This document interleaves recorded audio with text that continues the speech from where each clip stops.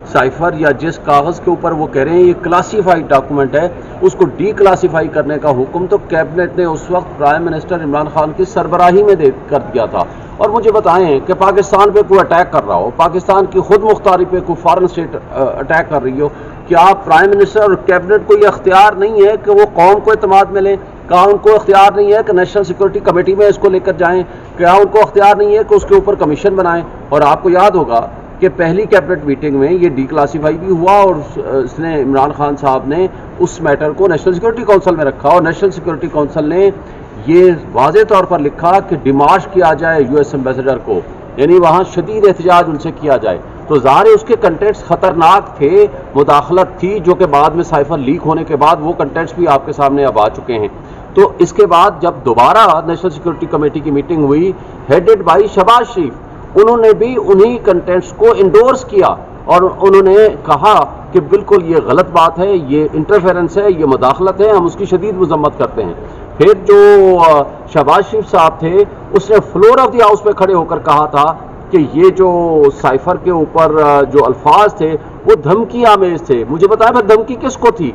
धमकी इमरान खान के लिए थी, धमकी पाकिस्तान को थी कि जनाब आप इमरान खान को हटाएं और अगर आप नहीं हटाएंगे तो पाकिस्तान नताज भुगतने के लिए तैयार हो जाए और अदम एतमाद को कामयाब कराएं। मुझे बताएं फिर अदम एतमाद के बेनिफिशरी कौन थे? फिर क्राइम होता क्या है, मुदाखलत और साजिश होती क्या है? यही तो है।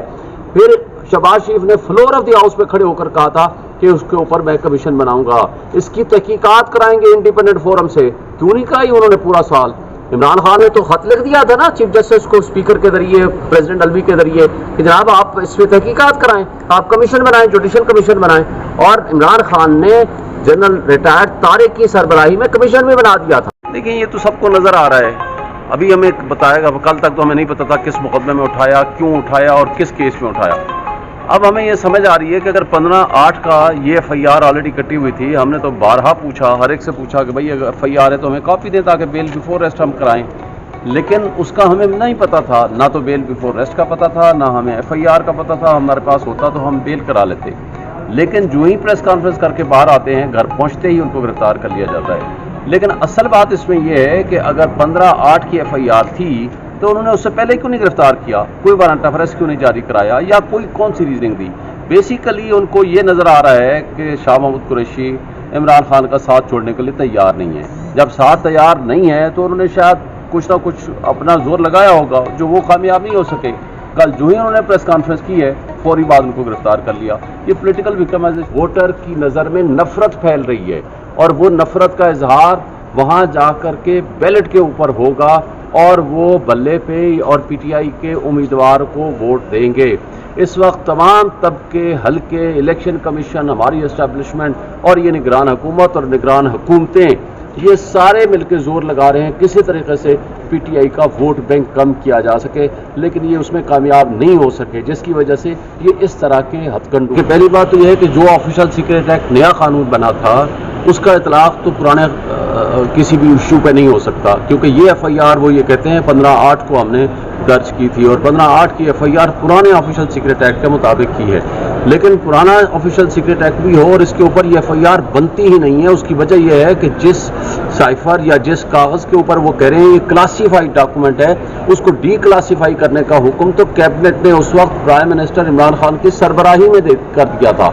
और मुझे बताएं कि पाकिस्तान पे कोई अटैक कर रहा हो, पाकिस्तान की खुद मुख्तारी पे कोई फॉरेन स्टेट अटैक कर रही हो, क्या प्राइम मिनिस्टर और कैबिनेट को ये अख्तियार नहीं है कि वो कौम को एतमाद में लें? क्या उनको अख्तियार नहीं है कि नेशनल सिक्योरिटी कमेटी में इसको लेकर जाएं? क्या उनको अख्तियार नहीं है कि उसके ऊपर कमीशन बनाएं? और आपको याद होगा कि पहली कैबिनेट मीटिंग में ये डिक्लासीफाई भी हुआ और इसने इमरान खान साहब ने उस मैटर को नेशनल सिक्योरिटी काउंसिल में रखा और नेशनल सिक्योरिटी काउंसिल ने ये वाज़े तौर पर लिखा कि डिमाश किया जाए यूएस एम्बेसडर को, यानी वहाँ शदीद एहतजाज उनसे किया जाए। तो ज़ाहिर उसके कंटेंट्स ख़तरनाक थे, मुदाखलत थी, जो कि बाद में साइफर लीक होने के बाद वो कंटेंट्स भी आपके सामने अब आ चुके हैं। तो इसके बाद जब दोबारा नेशनल सिक्योरिटी कमेटी की मीटिंग हुई हेडेड बाई शहबाज शरीफ, उन्होंने भी उन्हीं कंटेंट्स को इंडोर्स किया और उन्होंने कहा कि बिल्कुल ये गलत बात है, ये इंटरफेरेंस है, ये मुदाखलत है, हम उसकी शदीद मजम्मत करते हैं। फिर जो शहबाज शरीफ साहब थे उसने फ्लोर ऑफ द हाउस पे खड़े होकर कहा था کہ یہ جو سائفر کے اوپر جو الفاظ تھے وہ دھمکی آمیز تھے. مجھے بتائیں پھر دھمکی کس کو تھی؟ دھمکی عمران خان کے لیے تھی، دھمکی پاکستان کو تھی کہ جناب آپ عمران خان کو ہٹائیں، اور اگر آپ نہیں ہٹائیں گے تو پاکستان نتائج بھگتنے کے لیے تیار ہو جائے اور عدم اعتماد کو کامیاب کرائیں. مجھے بتائیں پھر عدم اعتماد کے بینیفیشری کون تھے؟ پھر کرائم ہوتا کیا ہے؟ مداخلت اور سازش ہوتی کیا ہے؟ یہی تو ہے. پھر شہباز شریف نے فلور آف دی ہاؤس پہ کھڑے ہو کر کہا تھا کہ اس کے اوپر میں کمیشن بناؤں گا، اس کی تحقیقات کرائیں گے انڈیپینڈنٹ فورم سے. کیوں نہیں کرائی انہوں نے پورا سال؟ عمران خان نے تو خط لکھ دیا تھا نا چیف جسٹس کو اسپیکر کے ذریعے، پریزیڈنٹ الوی کے ذریعے کہ جناب آپ اس پہ تحقیقات کرائیں، آپ کمیشن بنائیں، جوڈیشل کمیشن بنائیں. اور عمران خان نے جنرل ریٹائرڈ طارق کی سربراہی میں کمیشن بھی بنا دیا تھا.